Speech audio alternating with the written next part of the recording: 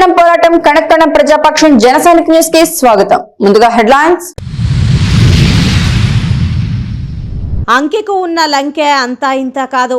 జగనే చంద్రబాబుకు అప్పగించనున్నారా? మరోసారి పై చెయ్యి సైకిల్ పార్టీదేనా? జగన్ దూకుడుపై పెదవి విరుస్తున్న సీనియర్లు రాజ్యసభ సీటు వదులుకోవడానికి సిద్ధమా? ఇదేమి దారుణం, రూపాయి అభివృద్ధి లేదు, వార్డుల్లో తలెత్తుకొని తిరగలేకపోతున్నాం, ప్రజలకు సేవ చేయలేని సిగ్గులేని పదవులెందుకు? మున్సిపల్ మీట్లో అధికారపక్ష కౌన్సిలర్ల ఆగ్రహం. అనంతపురంలో వైసీపీ లేనే లేదు. 2-3 నెలల్లో భారీగా పుంజుకున్నాం. అభ్యర్థుల మార్పు, సామాజిక సమీకరణలతో బలం. ఇన్ఛార్జ్ మంత్రి Peddireddy press meet video viral. అసలే చీకటి, చుట్టూ గాఢాంధకారం, దారంతా గోతులు అగాధాలు, ఇళ్లేమో దూరం, చేతిలో దీపం లేదు అంటూ ప్రయాణం ప్రారంభించిన జనసేనాని ఇంట గెలిచి రచ్చ గెలవబోతున్నారా? అన్న వల్ల కానిది తమ్ముడు చేసి చూపనున్నారా? ఇక డీటెయిల్స్ చూస్తే 2-3 నెలల కిందట అనంతపురంలో వైసీపీనే లేదు. ఈ మాట అన్నది టీడీపీ నేత కాదు, వైసీపీ అనంతపురం ఇన్ఛార్జ్ మంత్రి పెద్దిరెడ్డి రామచంద్రారెడ్డి. హిందూపురంలో 6 రోజుల టూర్ పెట్టుకున్న ఆయన అక్కడ మీడియాతో మాట్లాడుతూ తమ అంతర్గత సర్వే గురించి చెప్పకనే చెప్పాల్సి వచ్చింది. 2-3 నెలల కిందట అనంతపురంలో వైసీపీ పార్టీని లేదని, 2-3 సీట్లలో తప్పగా ఎక్కడా పోటీ ఇచ్చే పరిస్థితి లేదన్నారు. ఇప్పుడు అభ్యర్థుల్ని మార్చడంతో 2-3 స్థానాలు తప్ప అన్ని గెలుస్తామని కవర్ చేసుకున్నారు. అనంతపురంలో ఇంకా అభ్యర్థుల్ని మార్చలేదు, ఆ ప్రక్రియ సాగుతోంది. అయినా మార్చేసినట్లుగా వైసీపీ రాత మారిపోయినట్లు పెద్దిరెడ్డి అనుకుంటున్నారు. నిజానికి ప్రభుత్వంపై వ్యతిరేకత వస్తే కులాల పరంగా అభ్యర్థుల్ని నిలబెడితే గెలిచేస్తామని పెద్దిరెడ్డి ఎలా అనుకుంటున్నారో కానీ ఓ నిజం మాత్రం ఆయన చెప్పారన్న వాదన వినిపిస్తోంది. అనంతపురం జిల్లాలో వైసీపీ తీవ్ర గడ్డు పరిస్థితి ఎదుర్కొంటోంది. 2014 ఎన్నికల్లో అనంతలో టీడీపీ స్వీప్ చేస్తే 2019లో వైసీపీకి ఆ ఛాన్స్ దక్కింది. టీడీపీ అంతర్గత వివాదాల వల్ల ఎక్కువ సీట్లు కోల్పోతే వైసీపీ ఎమ్మెల్యేల అవినీతి, ప్రభుత్వ ఘోరాల వల్ల పూర్తిగా వెనుకబడిపోయింది. అయినా ఇప్పుడు బీసీ మహిళకు సీట్ ఇచ్చాం, ముస్లిం అభ్యర్థికి సీట్ ఇచ్చామని కబుర్లు చెప్పి తాము రేసులోకి వచ్చామని చెప్పుకునేందుకు మంత్రి పెద్దిరెడ్డి తాపత్రయపడుతున్నారు. మంత్రి పెద్దిరెడ్డి చేసిన కామెంట్లో సోషల్ మీడియాలో వైరల్ అయ్యాయి. అనంతపురంలో వైసీపీకి ఛాన్స్ లేదన్నది నిజమేనని, స్వయంగా సీఎం జగన్ పోటీ చేసినా పుంజుకునే అవకాశం లేదని అంటున్నారు. పతనం ప్రారంభమైన తర్వాత అది పాతాళంలోకి పోయేలా వైసీపీ వ్యవహార శైలి ఉందని, అభ్యర్థుల్ని మారిస్తే మరింత మైనస్ అవుతుంది కానీ ప్లస్ అయ్యే ఛాన్స్ లేదని అంటున్నారు. ₹1 అభివృద్ధి కూడా నా వార్డులో జరిగిందని నిరూపిస్తే కౌన్సిలర్ పదవికి రాజీనామా చేస్తా. కౌన్సిల్ సమావేశంలో నిలదీసిన 16వ వార్డు కౌన్సిలర్ రాజేష్.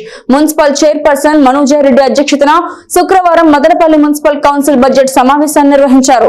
ఏడాది కాలానికి చేపట్టనున్న బడ్జెట్ పై చర్చ నిర్వహించేందుకు ఏర్పాటు చేసిన సమావేశంలో పలువురు అధికార పార్టీ కౌన్సిలర్లు, ప్రతిపక్ష నాయకుల పాత్ర పోషించారు. తమ వార్డుల్లో అభివృద్ధి శూన్యమని, రోడ్లు, మురికినీటి కాలువలు, మౌలిక వసతులను కూడా చేపట్టకుండా తమ వార్డుల్లో ప్రజలకు తీవ్ర అన్యాయం చేస్తున్నారని అధికారులపై మండిపడ్డారు. 16వ వార్డు కౌన్సిలర్ రాజేష్ మాట్లాడుతూ ₹500 అభివృద్ధి కార్యక్రమాలు కూడా చేపట్టలేదని, అత్యధికంగా ట్యాక్స్ చెల్లిస్తున్న మా వార్డు ప్రజలకు ఏమని సమాధానం చెప్పాలని ప్రశ్నించారు. 6వ వార్డు కౌన్సిలర్ ప్రసాద్ బాబు దళితుడనే నా వార్డు పట్ల వివక్ష చూపిస్తూ అభివృద్ధి కార్యక్రమాలను అడ్డుకున్నారని ఆవేదన వ్యక్తం చేశారు.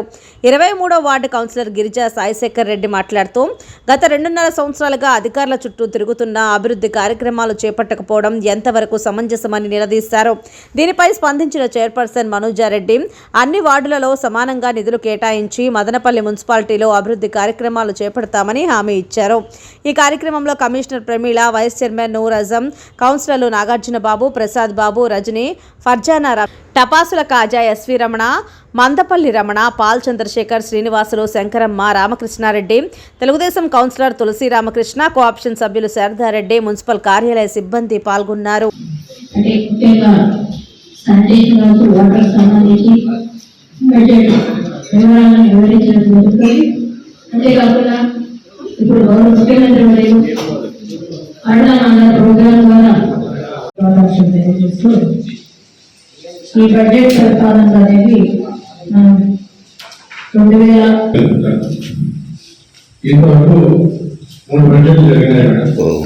ఎంతవరకు మున్సిపాలిటీ వైఎస్ఆర్ కాంగ్రెస్ పార్టీ తరఫున 33 మంది కౌన్సిలర్లు ఇస్తే కోరుకుంటూ ఈ సభలో ఉన్న ప్రతి ఒక్కరు కూడా ఏపీలో 2009 ఎన్నికల సమయంలో పుట్టిన ప్రజారాజ్యం పార్టీ తొలిసారిగా రాష్ట్రంలో కాపుల ఓట్లను ఏకీకరణ చేసేలా కనిపించింది. భారీ అంచనాలతో పార్టీ పెట్టిన చిరంజీవి దాన్ని అదే స్పీడులో జనంలోకి తీసుకుపోవడంతో విఫలమయ్యారు. దీంతో ఎంత స్పీడుగా నేతలు ప్రజారాజ్యంలో చేరారో అంతే స్పీడుగా విమర్శలు చేస్తూ బయటికి వెళ్లిపోయారు. చివరికి కాపుల వాయిస్ గా ముఖ్యమంత్రి పదవి చేపట్టాలన్న చిరంజీవి కళ నెరవేరలేదు.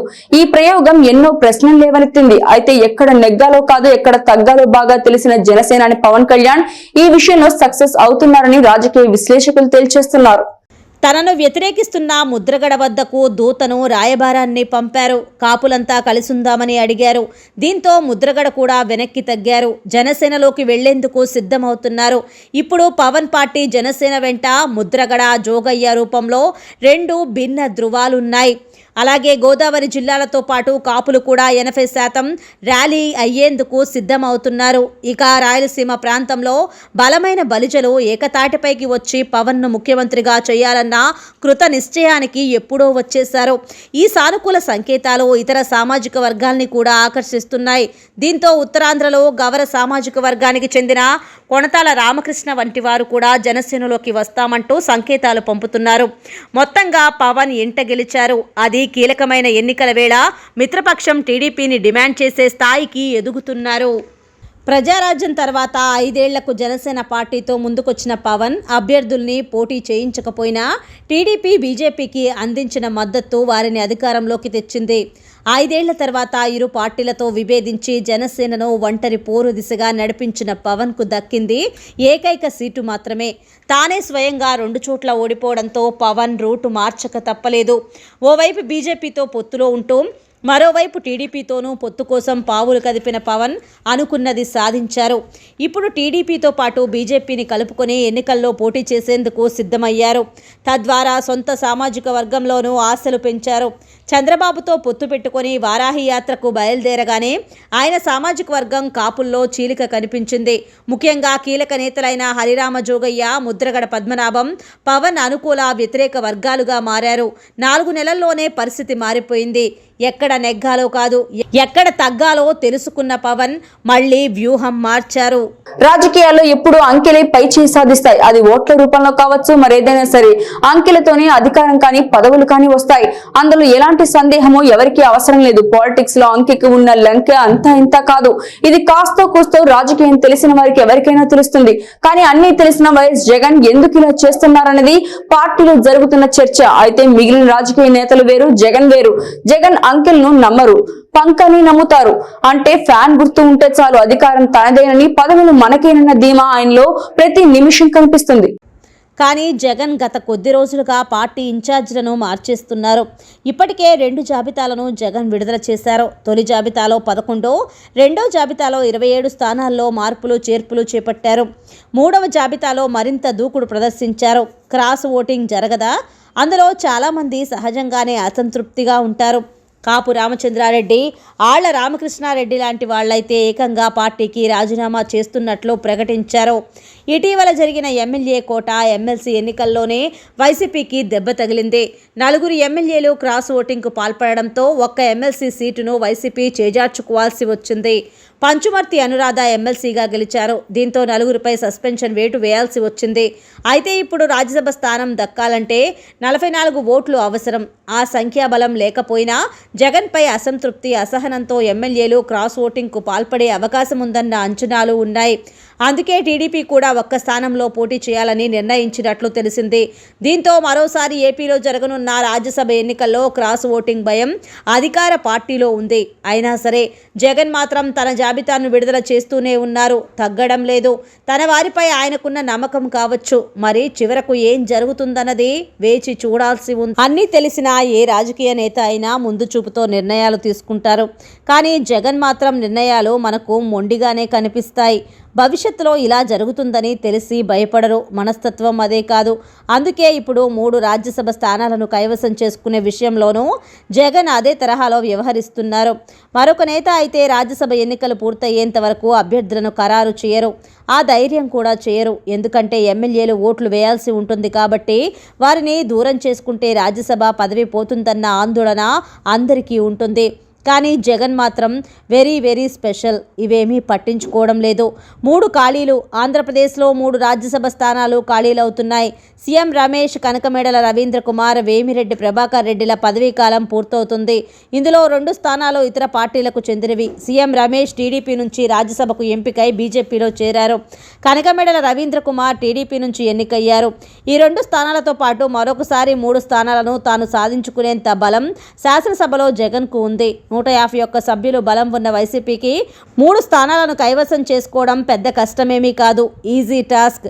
అయితే మామూలుగా ఉంటే దివంగత నేత మాజీ ముఖ్యమంత్రి డాక్టర్ వైఎస్ రాజశేఖర రెడ్డి కుమార్తె శ్రీమతి షర్మిల కాంగ్రెస్ పార్టీలోకి రావడం ఒక శుభ పరిణామం. అలాగే తమిళనాడు నుండి మాణిక్యం ఠాకూర్ ఆంధ్ర రాష్ట్రానికి ఇన్ఛార్జిగా నియమించడం ఎంతో అభినందనీయం. దక్షిణాది రాష్ట్రాలైన కర్ణాటక, తెలంగాణలో ఇప్పటికే అధికారం చేపట్టాము. రాబోయే రోజుల్లో ఆంధ్రప్రదేశ్ లోను అధికారంలోకి వచ్చి తీరుతామని కాంగ్రెస్ పార్టీ ఓబీసీ రాష్ట్ర అధికార ప్రతినిధి వేల్పుల శ్రీధర్ ధీమా వ్యక్తం చేశారు.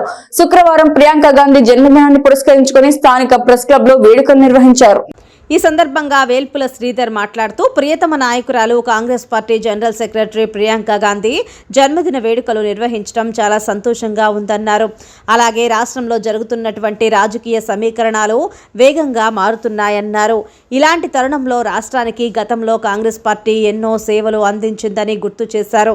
అదే తరహాలో రాబోయే రోజుల్లో కూడా కాంగ్రెస్ పార్టీ ఆంధ్రప్రదేశ్కు మరింత సేవలు అందిస్తుందని ఆశాభావం వ్యక్తం చేశారు.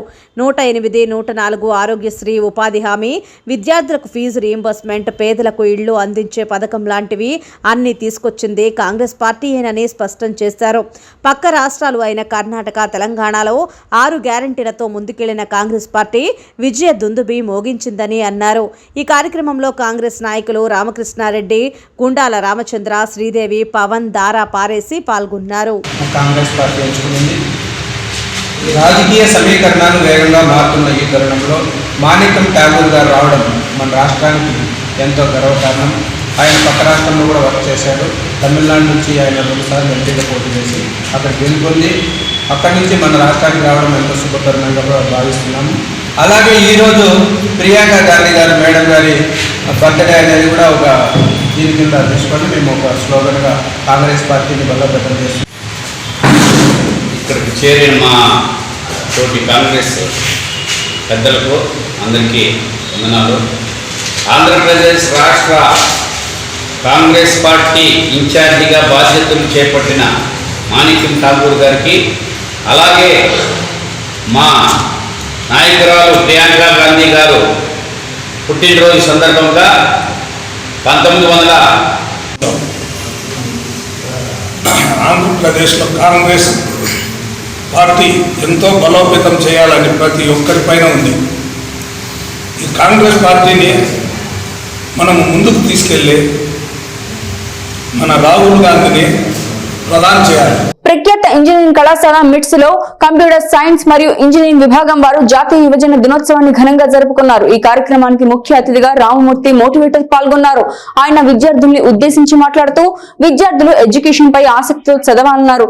దేశ భవిష్యత్తు యువత చేతుల్లోనే ఉందని, ప్రతి ఒక్కరూ తాము అనుకున్న లక్ష్యాలను సాధించాలని తెలిపారు. ప్రతి సంవత్సరం జనవరి 12 రాగానే భారతీయులంతా యువ దినోత్సవం జరుపుకుంటారని, స్వామి వివేకానంద జయంతి సందర్భంగా ఏటా దీన్ని నిర్వహిస్తారన్నారు. దేశ నిర్మాణానికి మూల స్తంభం లాంటి యువతరంలో స్ఫూర్తి నింపడానికి స్వామి వివేకానంద అనేక ఉత్తేజకర ప్రసంగాలు చేశారు. భారతదేశ యువతలో స్వామి వివేకానంద పలుకులు ఎన్నటికీ స్ఫూర్తి నింపుతూనే ఉంటాయి. మీరు బలహీనులమని భావిస్తే బలహీనులే అవుతారు అని, నిరంతరం కృషితో ఉన్నత శిఖరాలకు ఎదగండి అంటూ ఆయన ఎన్నో మోటివేషన్ స్పీచ్లు ఇచ్చారు అని ఆయన గుర్తు చేశారు. యువత చెడు వ్యసనాలకు బానిసై ఎంతో మంది వారి జీవితాలను నాశనం చేసుకుంటున్నారు. ప్రతి ఒక్కరికి తాము అనుకున్న లక్ష్యాలను సాధించాలనే తపన ఉంటుంది. కానీ వారిలో కొంతమంది మాత్రమే తాము అనుకున్న లక్ష్యం వైపు నిష్టగా పయనించి చివరకు విజయం సాధిస్తారు. కొందరైతే దీనికి కారణం లక్ష్య సాధనలో ఎదురయ్యే అవరోధాలకు భయపడి కనీసం చేయాల్సిన పని కూడా చెయ్యరు. లక్ష్యం గురించి ఆలోచించేవారు అవరోధాలు దాటుకుంటూ లక్ష్య సాధనకు అనువైన మార్గం గురించి శోధించాలి అని, తల్లిదండ్రుల ప్రోత్సాహంతో విజయం వైపు సాగాలని అన్నారు. ఈ కార్యక్రమంలో కళాశాల విభాగాధిపతి డాక్టర్ కుసుమ, అధ్యాపకులు మరియు తదితరులు పాల్గొన్నారు. స్వామి చెరువు వద్ద సర్వే నెంబర్ 452లో భూ కబ్జాకు పాల్పడుతున్న రెడ్డి సంఘం. సమాజానికి ఆదర్శంగా ఉండాల్సిన సంఘాలు ప్రభుత్వ భూములు కబ్జా చేయడం సరికాదు. జాతీయ రహదారి పక్కన స్వామి చెరువు మనుగడ ప్రాంతం కబ్జా చేసినా పట్టించుకునే అధికారులు, రెవెన్యూ అధికారుల సహకారంతోనే ప్రభుత్వ భూములు కబ్జా అవుతున్నాయి. ఎంఆర్ఓకి లెక్కలిస్తే ఎంఆర్ఓ కార్యాలయం కబ్జా అయినా పట్టించుకోరా అంటూ సిపిఐ నియోజకవర్గ కార్యదర్శి కె మురళి తీవ్ర స్థాయిలో విరుచుకుపడ్డారు. మదనపల్లి మండలం బసినికొండ రెవెన్యూ గ్రామం స్వామి చెరువు వద్ద సర్వే నెంబర్ 452లో చెరువు మునగడ ప్రాంతం కబ్జాకు గురైందని సిపిఐ నియోజకవర్గ కార్యదర్శి కె మురళి ఆరోపించారు. ఈ సందర్భంగా మురళి మాట్లాడుతూ స్వామి చెరువు వద్ద జాతీయ రహదారి పక్కన సర్వే నెంబర్ 452లో చెరువు మునగడ ప్రాంతం 2.42 ఎకరాలు విస్తీర్ణం ఉందని, కానీ ఈ స్థలానికి ఆనుకొని రెడ్డి సంఘం వాళ్లు కొంత స్థలం కొనుగోలు చేశారని, కొనుగోలు చేసిన భూమితో పాటు చెరువు మునగడ ప్రాంతాన్ని చదును చేసి మట్టిని నింపారని అన్నారు. సమాజానికి ఆదర్శంగా ఉండాల్సిన సంఘాలే కబ్జాలకు పాల్పడితే సంఘం అనే పదానికి కూడా అర్థం ఉండదని ఎద్దేవా చేశారు. కబ్జాకు గురైన ప్రాంతం ఎక్కడో అటవీ ప్రాంతంలో లేదని, జాతీయ రహదారి పక్కనే ఉందని, పట్టపగలే ప్రభుత్వ భూమి కబ్జాకు గురవుతుంటే కూడా రెవెన్యూ అధికారులు ఏమి చేస్తున్నట్లని ప్రశ్నించారు. మదనపల్లి ప్రాంతంలో జరుగుతున్న భూ కబ్జాలన్నీ రెవెన్యూ అధికారుల కనుసన్నల్లోనే జరుగుతున్నాయని, వారి ప్రమేయం లేకుండా ఏ ఒక్కటి జరగలేదని ఆరోపించారు. మదనపల్లి ఎంఆర్ఓకు నోట్ల కట్టలు పక్కన పెడితే ఎంఆర్ఓ కార్యాలయాన్ని కబ్జా చేసినా పట్టించుకోరని, ఎంఆర్ఓకు డబ్బే ప్రధానమని అన్నారు.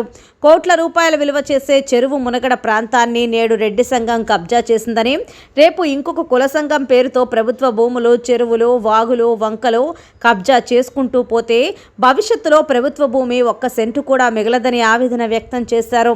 ఇప్పటికైనా స్థానికంగా ఉన్న ఆర్డీఓ స్పందించి స్వామి చెరువు మునగడ ప్రాంతాన్ని కాపాడాలని, లేని ఎడల సిపిఐ ఆధ్వర్యంలో రోజువారీ ఆందోళన కార్యక్రమాలు నిర్వహిస్తామని డిమాండ్ చేశారు. ఈ ప్రాంతంలో రెడ్డి సంఘానికి సంబంధించినటువంటి ఆ సంఘ పెద్దలు ఈ ప్రాంతంలో కొంత భూమిని కొనుగోలు చేసి వాళ్ళ భూమికి ఆనుకుని ఉన్నటువంటి చెరువు మునగడ ప్రాంతాన్ని పూర్తిగా కబ్జా చేశారు. దాదాపు 2 రోజులుగా ఇదే ప్రాంతంలో టిప్పర్లు పెట్టి మరి మట్టిని దింపుతున్నా ఈ ప్రాంతంలో ఉన్నటువంటి రెవెన్యూ యంత్రాంగం, విఆర్ఓ గారు కానీ, ఆర్ఐ గారు కానీ, ఎంఆర్ఓ గారు కానీ ఏమాత్రం స్పందించినటువంటి పరిస్థితి లేదు. వాళ్ళ రెడ్డి సంఘంలో పనిచేసేటువంటి నాయకులు తమ రాజకీయ పలుకుబడి, ఆర్థిక పలుకుబడులతో వాళ్ళ యథేచ్ఛగా కబ్జా చేస్తున్నారు. భూమి లేనటువంటి నిరుపేదలకు మాత్రం జగనన్న కాలనీల పేరుతో మదనపల్లి పట్టణానికి 10-15 కిలోమీటర్ల దూరంలో కాలనీలు నిర్మిస్తూ కోట్ల విలువ చేసేటువంటి చెరువు భూములు, వాగులు, వంకలు అధికార పార్టీ నాయకత్వమే స్వయాన తన సంఘం కోసం కబ్జా చేస్తుందంటే ఇంతకంటే దుర్మార్గమైనటువంటిది ఇంకొకటి ఉంటుందనేసి కూడా మేము ఆ సంఘం క్షణక్షణం పోరాటం కణక్కణం ప్రజాపక్షం జన సైనిక్ న్యూస్ ఇంతటితో సమాప్తం. తిరిగి రేపటి బులెటిన్ లో మళ్ళీ కలుసుకుందాం. అంతవరకు సెలవు, నమస్కారం.